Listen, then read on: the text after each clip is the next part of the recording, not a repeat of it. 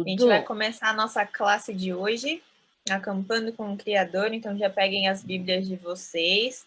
Eu vou mandar o link do formulário de hoje para vocês responderem. Vou mandar aqui no chat, vou mandar lá no grupo também, que aí vocês podem acompanhar as perguntas do nosso estudo de hoje. Estamos no estudo número 3, tá aqui ó, o link do formulário.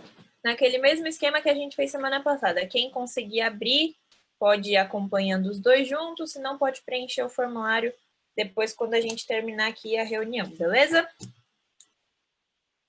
Então vamos aí a nossa historinha de hoje. Por que existem pragas? Vamos ver. Enquanto brincavam à beira do rio, os desbravadores eram importunados por pequenos monstros. Arr, odeio esses mosquitos. Por que Deus criou essas pragas? Parasitas, piolhos, carrapatos, vermes. Arr, que nojo. Seres malignos para perturbar nosso acampamento. Uma sanguessuga na sua perna. Ah. Ih, desbravadora de apartamento, não aguentou. Todos precisamos entender que Deus criou todos os seres vivos, mas não criou todos como conhecemos após o pecado. Vocês conhecem alguma praga? Ela falou várias aí, né? A gente nunca gosta desses mosquitinhos, aranhas, piolhos, chegando no acampamento assim, o que é isso ali? O que é isso aqui? A gente até gosta deles bem longe da gente, né? No máximo, assim. Vocês já ouviram falar nos parasitas? Conhecem o que eles são? Tem aí a definição em laranjinha para vocês verem aí. Parasitas é todo organismo vivo que vive às custas de outros sem beneficiá-lo, é considerado um parasita. Podem ser mosquitos, piolhos, pulgas, plantas que sufocam outras plantas e vermes dos mais diversos. Então, por que um Deus de amor criou criaturas inúteis que só servem para prejuízos e doenças? Boa pergunta, não? Não sei quantos de vocês sabem, mas eu trabalho com parasitas. Eu estudo um parasitinha no laboratório e ele causa uma doença que acontece lá no continente africano, que é a doença do sono. Mas você fala, nossa, que legal, né? Vou poder dormir bastante. Não. Quando esse parasita ele entra no mamífero ou no ser humano, ele pode chegar até lá no seu cérebro e aí ele vai causar algumas desordens, vai te dar dor de cabeça, aí você vai ficar tão fraquinho que não vai conseguir levantar de manhã, mas aí você também não vai conseguir dormir à noite. Não é legal esses parasitas e existem muitos outros parasitas. Mas será que foi mesmo Deus que criou todos esses bichinhos que só dão prejuízos, doença e nos fazem mal? A gente vai ver aí, usando a nossa Bíblia, qual que foi a origem do mal. De onde é que veio essas coisas? Expulso do céu, Satanás se disfarçou numa serpente e enganou nossos inocentes pais Adão e Eva. Ele apresentou ideias que nos colocaram em rebelião contra Deus. E, já que Adão e Eva eram os donos desse planeta, a rebelião passou para todos os seres vivos. Você já percebeu que parasitas como piolhos estavam entre as pragas do Egito? Aproveite para memorizar as 10 pragas e cumprir o requisito 2(1)B da classe de amigo. Quero ouvir vocês agora. Quem sabe dizer aí quais são as 10 pragas do Egito? Em que lugar que está a praga dos piolhos? Podem mandar aí no chat também, eu abro o microfone. Quem sabe aí? Qual é a praga dos piolhos? Ninguém vai responder? Sério? Cadê? Tentando lembrar a ordem. Estão vendo a ordem? Qual foi a primeira praga? Toda a Sangue. água do Egito se transformou em sangue.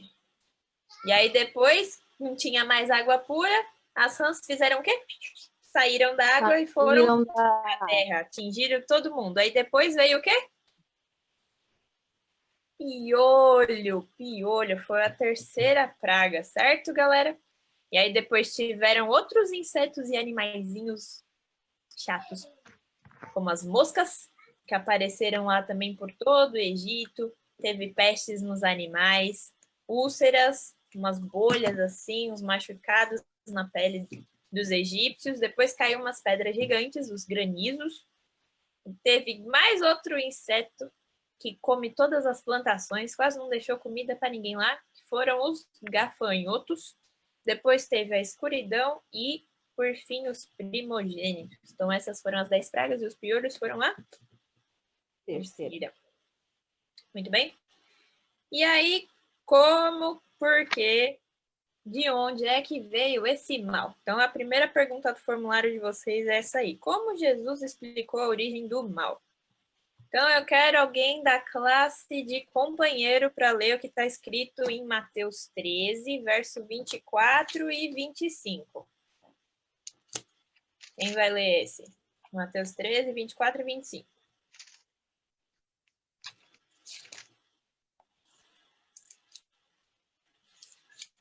Nenhum voluntário? O Fabinho vai ter que escolher mesmo? Bom, como eu sou da classe de companheiro, eu vou escolher a Clarissa para ler. Abre Então, o áudio aí, Clara. Mateus 13, 24 e 25. Por que eu? Logo eu.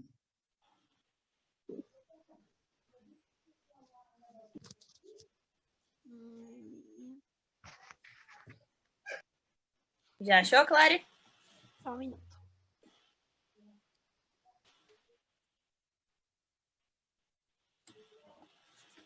Outra parábola lhe propôs, dizendo: o rei dos céus é semelhante a um homem que semeou boa semente do seu campo.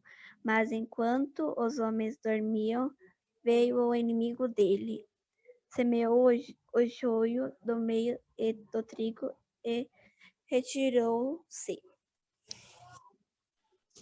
Muito obrigado. Então, Jesus está comparando o reino dos céus como uma plantação. Aí teve um homem que foi lá e jogou boas sementes nessa plantação, mas enquanto ele estava lá dormindo, o que aconteceu? Veio um outro homem e jogou sementes ruins.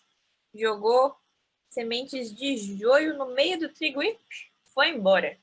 Então, usando essa analogia, qual dessas alternativas você acha que servem para explicar a origem do mal? Deus deixou os seres evoluírem aí, criou, largou, falou, se virem. Ou será que de tanta morte, dor, todo esse sofrimento estava lá escrito no plano de Deus? Ou a terceira opção, veio um inimigo escondido lá na calada da noite, assim, e jogou um mal no meio da criação. Qual que parece a mais correta, segundo a parábola que a gente viu? Terceira, certo? Então, o inimigo de Deus se infiltrou e colocou o mal na criação. Não foi Deus que colocou o mal. E aí, depois que o mal entrou na criação, todo o nosso planeta, toda a natureza acabaram sofrendo vários efeitos de ter o pecado, de ter o mal. Então, agora a gente vai lá para Gênesis capítulo 3. Peguem as Bíblias aí. Gênesis capítulo 3. Agora eu quero alguém da classe de pesquisador. Tia Tânia, tem alguém aí de voluntário para ler para nós? Qual é a resposta? A terceira. Um inimigo infiltrou o mal na criação. Agora, perguntinha 2. A resposta está lá em Gênesis capítulo 3, verso 16 a 19.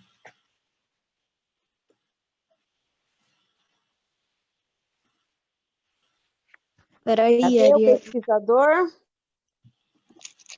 Só tá eu aqui de pesquisador. Então é você, querido. Foi o escolhido, senhor. Gênesis 3, de 16 a 19. 16 anos, 19, tá bom. E a mulher disse: multiplicarei sobremodo os ferimentos de tua gravidez. Em meio das dores darás à luz filhos. O teu... Peraí. Pode o teu continuar. desejo será para o teu marido, e ele te governará. E Adão disse: visto que entendeste a voz de tua mulher, e comeste da árvore que eu te ordenara não comesses, maldita é a terra por tua causa. Em forma digas obterás dela o sustento durante os dias de tua vida. Ela produzirá também cardos e abrolhos, e tu comerás a erva do campo. No suor do rosto comerás o teu pão, até que tornes a terra, pois dela. Deixa eu dar a página.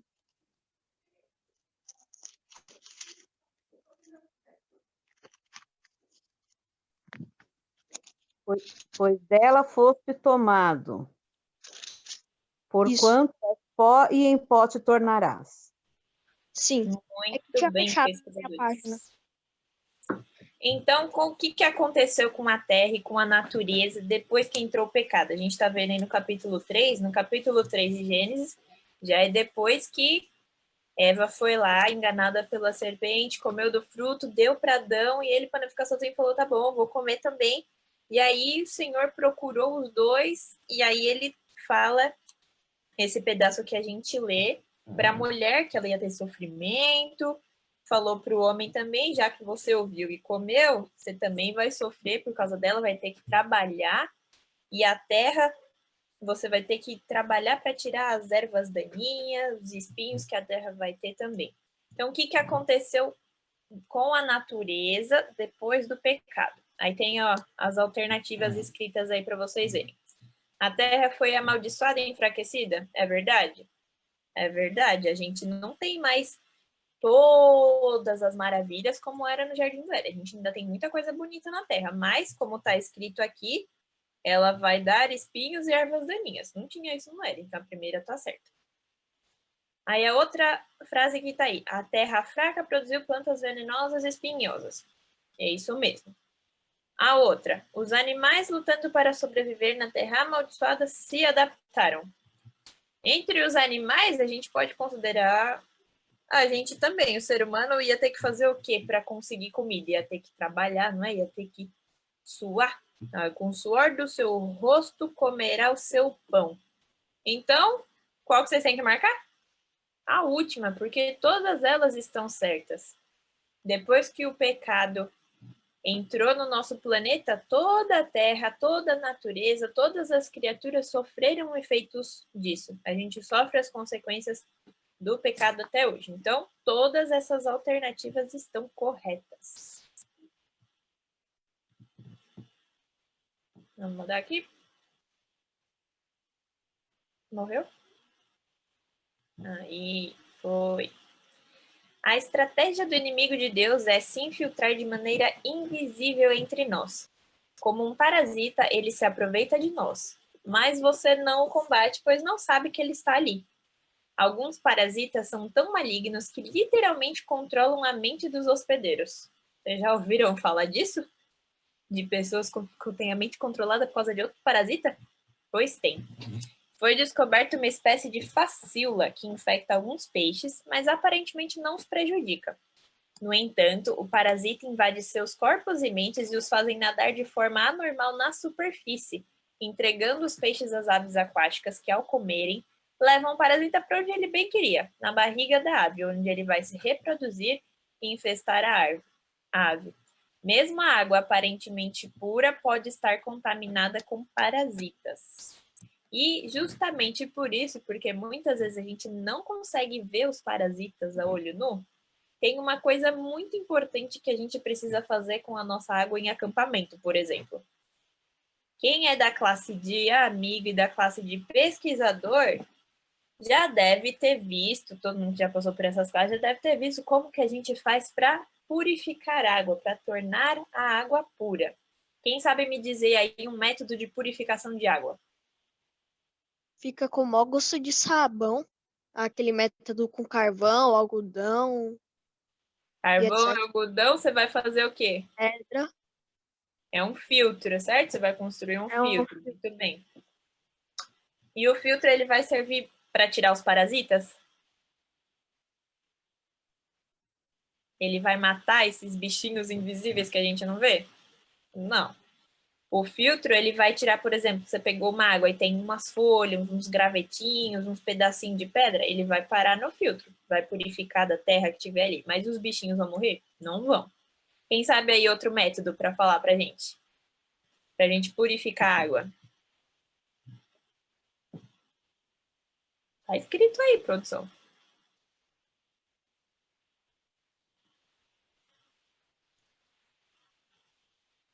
A Jenny respondeu cloro.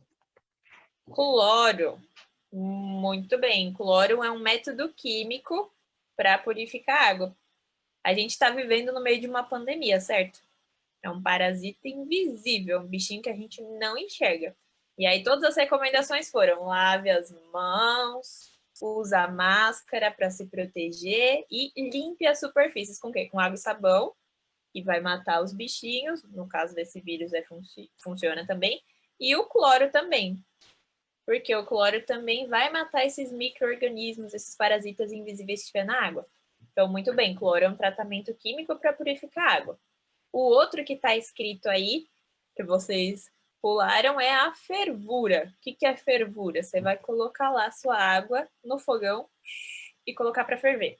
Deixar ela esquentar bastante até sair vapor, porque a temperatura vai aumentar e os bichinhos também vão morrer. Então, o que a gente geralmente usa para purificar a água, você tem esse método físico, que é o filtro, para tirar essas impurezas maiores, e depois você pode usar a fervura, um tratamento químico, para matar os micro-organismos que tiverem ali na água. E no nosso cartão, ele fala assim, ó, tente definir o que significa Jesus como água da vida. A gente sabe que a água é muito importante, certo? Que não existe vida sem água. Nós precisamos de uma água pura para viver. E a gente viu aí alguns métodos, que até o nosso estudo traz aqui um comparativo. O filtro, ele diz assim, ó, de tudo que você ouvir, filtre pela orientação bíblica. Então, não é porque, foi porque a Arielle falou, tá certo. Mas a Arielle estava falando que estava na Bíblia mesmo? Vocês filtraram isso? Ah, não, o pastor da igreja que disse, mas o pastor falou igual que está na Bíblia? Então, tudo que a gente ouvir, a gente tem que passar pelo filtro da orientação bíblica. E aí, a outra comparação que ele traz é a fervura. Às vezes, Deus nos permite a provação, pois o calor queima e separa o que é ruim, como o calor elimina os parasitas da água, que foi o que eu já acabei de falar. As nossas provações vão nos fazer mais fortes. E o tratamento químico? Jesus destrói as obras do maligno por seu poder. A gente às vezes também não vê como o cloro está funcionando, mas ele funciona. Muitas vezes a gente pode não ver o poder de Jesus atuando na nossa vida, mas ele está atuando e funciona, com certeza. Então, quem poderia me dizer aí como que Jesus é a água da vida? Alguém sabe? Já fizeram esse requisito? Lá no capítulo 4 de João, tem uma história que pode nos ajudar a entender isso aí. Como Jesus é a água da vida. Voluntário para ler João capítulo 4, no verso 10, por favor. João 4, verso 10.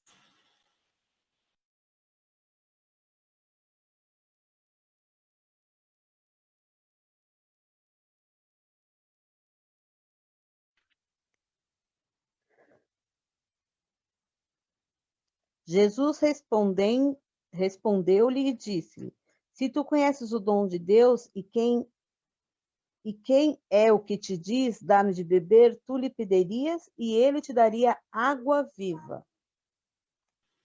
Interessante isso, não?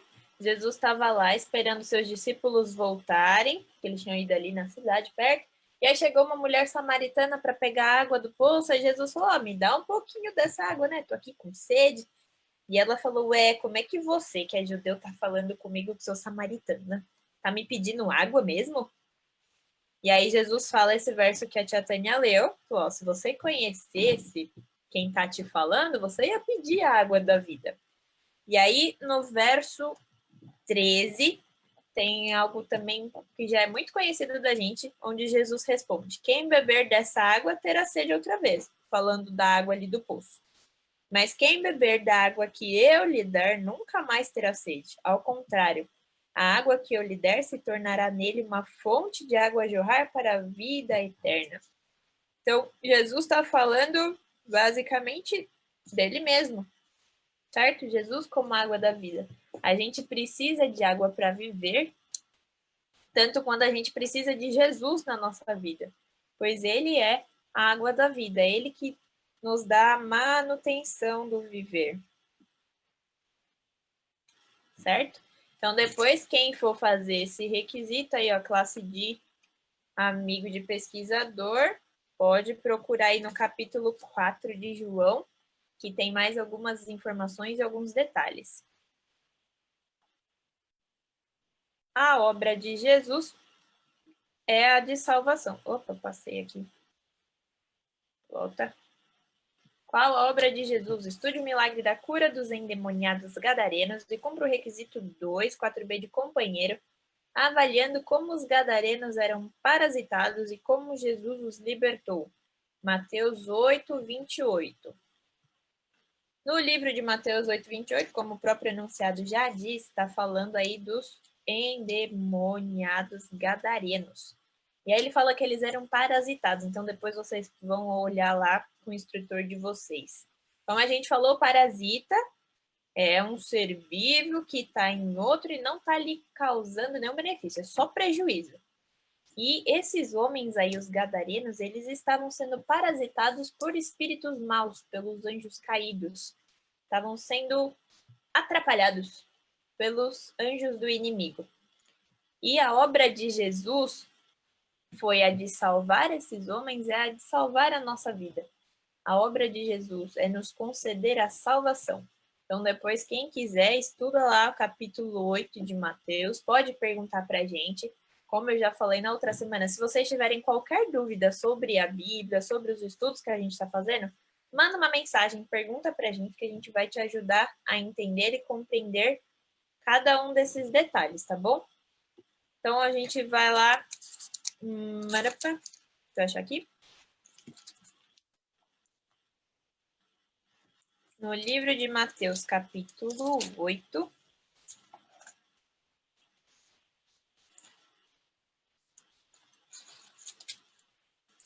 Verso 28. Quando ele chegou ao outro lado, a região dos Gadarenos, foram ao seu encontro 2 endemoniados que vinham dos sepulcros. Eles eram tão violentos que ninguém podia passar por aquele caminho. Então, imagina só como estava triste a situação daqueles dois, né? Aí, Jesus estava ali chegando, a certa distância. Aí, os demônios que estavam nesses homens imploraram a Jesus: se nos expulsas, manda-nos entrar naquela manada de porcos. Eles precisavam de um lugar para ficar, eles não queriam sair daqueles homens.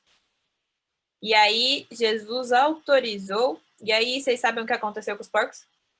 Quem sabe? Quem já ouviu essa história? Isso mesmo, Fabinho. Os bravadores já ouviram, já leram essa história? Sabe o que aconteceu com os porquinhos? Sabe, Clary? Não? Então vamos continuar lendo aí, ó, Mateus capítulo 8, no verso 32. Ele lhes disse: vão. E os demônios saíram e entraram nos porcos, e toda a manada atirou-se do precipício abaixo em direção ao mar e morreu afogada. E os que cuidavam dos porcos ficaram assim: meus porcos! Foram correndo para a cidade e a cidade foi até Jesus ali. Mas quem que ficou muito feliz com esse acontecido? Os 2 homens que estavam sendo ali parasitados pelos demônios. Então, a obra de Jesus é uma obra de libertação. Ele quer nos conceder vida. Como a gente já viu, Jesus é a água da vida. E ele quer nos conceder vida para que nós sejamos realmente salvos. Ele quer nos dar a salvação.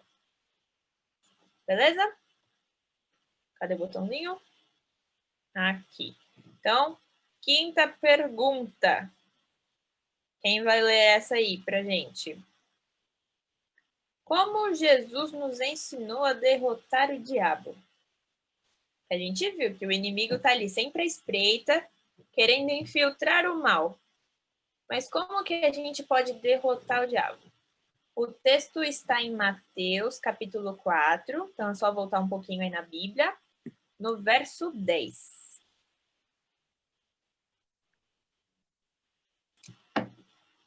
Mateus, capítulo 4, verso 10. Então disse-lhe Jesus: Vai-te, Satanás, porque está escrito: Ao Senhor teu Deus adorarás e só a ele servirás. Exatamente. Nesse capítulo 4, depois vocês podem ler com mais calma, fala sobre a tentação de Jesus. Jesus ele foi levado pelo Espírito Santo ao deserto, ele estava se preparando para o que ia acontecer. E aí o tentador, Satanás, se aproximou dele e fez algumas tentações. E todas as vezes Jesus respondia dessa forma que a gente viu. Está escrito. Então Jesus respondia sempre com a Bíblia, com a palavra de Deus. E ele dizia: está escrito. A gente tem capacidade de responder diretamente a Satanás depois de anos que a gente vem vivendo no pecado? Sozinho, com as nossas forças, a gente não consegue. Então, a gente precisa estar aliado com Jesus, com a palavra do Senhor, a nossa Bíblia. Então, Jesus sempre respondia com a palavra de Deus, usando a Bíblia. E ele falava, ó, tá escrito na Bíblia.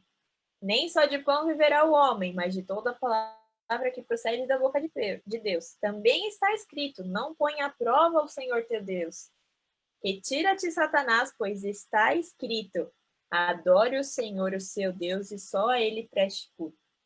Então, a nossa forma de derrotar o diabo, de não cair em tentação, de vencer a Satanás para continuarmos no nosso caminho em direção à vida eterna é com Jesus, que é a nossa salvação. E a Bíblia, toda a palavra escrita fala de Jesus. Então, sempre que a gente estiver enfrentando alguma prova, a gente tem que recorrer ao quê? A nossa Bíblia, pois está escrito que nós não seremos desamparados. Jesus sempre vai estar conosco. Então, já anotaram aí a respostinha? Jesus respondia sempre com a Bíblia, a palavra de Deus, e ele dizia, está escrito. Então aí, ó, recadinho para a classe de pesquisador, vocês precisam ajudar a organizar a classe bíblica do clube. Então, manda mensagem para a gente ver como que vai ficar a próxima classe bíblica, tá bom?